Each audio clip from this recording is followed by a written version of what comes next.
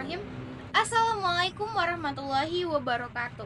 Halo teman-teman semua, perkenalkan nama saya Zahra Suciatira Dalimunde dengan NIM 52431420006.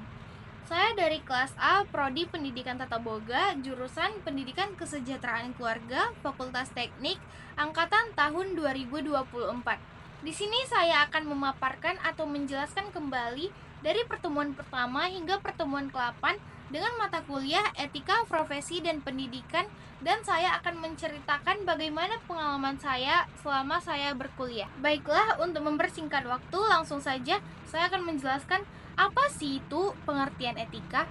Etika yaitu secara etimologi, karakter, watak, dan adat kebiasaan. Menurut KBBI, etika yaitu ilmu tentang yang baik dan yang buruk, mengenai hak dan kewajiban, kumpulan ajas atau nilai yang berhubungan dengan akhlak dan nilai benar atau salah yang dianut dalam masyarakat. Ciri-ciri karakteristik etika ada 4. Yang pertama yaitu etika bersifat mutlak atau absolut. Yang kedua yaitu etika tetap berlaku meskipun tanpa adanya disaksikan oleh orang lain. Yang ketiga yaitu etika berhubungan dengan cara pandang batin manusia. Dan yang terakhir yaitu etika berhubungan dengan perbuatan, perilaku, dan tingkah laku manusia. Baiklah, langsung saja saya akan menjelaskan macam-macam etika. Yang pertama yaitu etika berdasarkan jenisnya. Etika berdasarkan jenisnya ada 2, yaitu etika normatif dan etika deskriptif.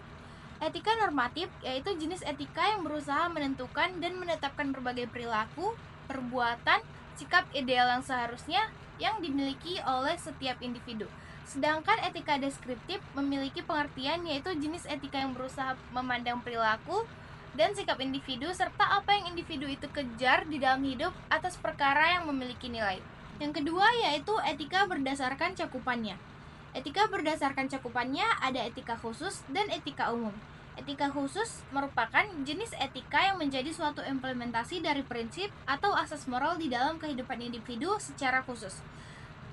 Etika umum yaitu jenis etika yang berkaitan dengan situasi dan kondisi dasar mengenai perilaku dan tindakan individu secara etis. Yang ketiga yaitu etika berdasarkan lingkungannya. Etika berdasarkan lingkungannya ada etika individual dan etika sosial. Etika individual merupakan etika yang memiliki kaitan dengan dirinya sendiri atau individu. Dan etika sosial yaitu etika yang memiliki kaitannya dengan suatu individu yang lain sebagai umat manusia. Dan yang keempat atau yang terakhir yaitu etika berdasarkan sumbernya. Etika berdasarkan sumbernya itu ada 2, yaitu etika teologis dan etika filosofis.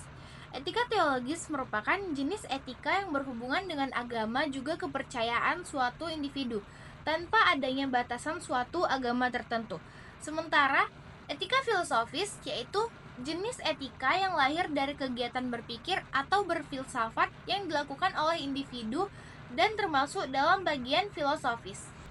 Baiklah, itu saja tadi materi dari macam-macam etika. Masuk kita ke materi selanjutnya yaitu contoh etika yang berada di kampus, di sekolah, di rumah, di masyarakat, dan di tempat kerja. Baiklah, langsung saja kita masuki materi etika yang berada di lingkungan kampus. Bagaimana sih cara beretika di lingkungan kampus? Di lingkungan kampus, kita harus berpakaian sopan, mematuhi peraturan yang ada di kampus, menjaga fasilitas kampus, serta kita harus berperilaku yang baik di kampus. Kemudian yaitu etika yang berada di lingkungan sekolah. Di lingkungan sekolah kita juga harus beretika dengan cara kita harus jujur, disiplin, sopan, bertanggung jawab, bekerja sama, dan kita juga harus peduli terhadap teman dan guru. Saat di rumah kita juga harus beretika. Cara beretika di rumah itu bagaimana sih?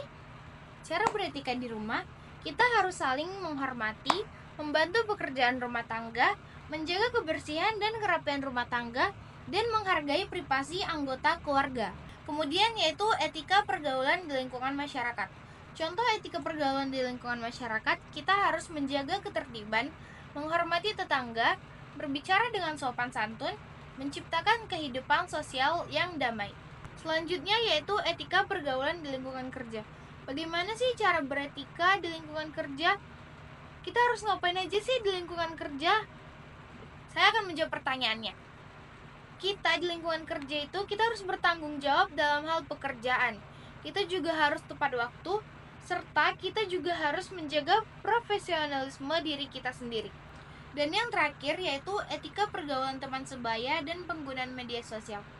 Teman sebaya kita tidak harus seenaknya saja, kita juga harus beretika. Contohnya bagaimana sih? Contohnya itu kita harus saling menghormati, jujur, dan juga empati terhadap teman sebaya kita.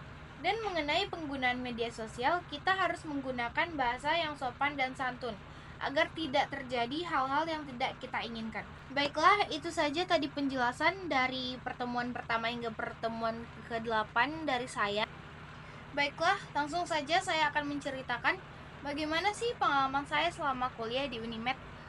Selama 4 bulan saya kuliah di Unimed, saya merasa sangat senang sekali karena saya ketemu teman-teman baru, memiliki teman yang banyak, kakak tingkat yang sangat baik hati, dan dosen-dosen yang sangat menyenangkan dan seru-seru semua.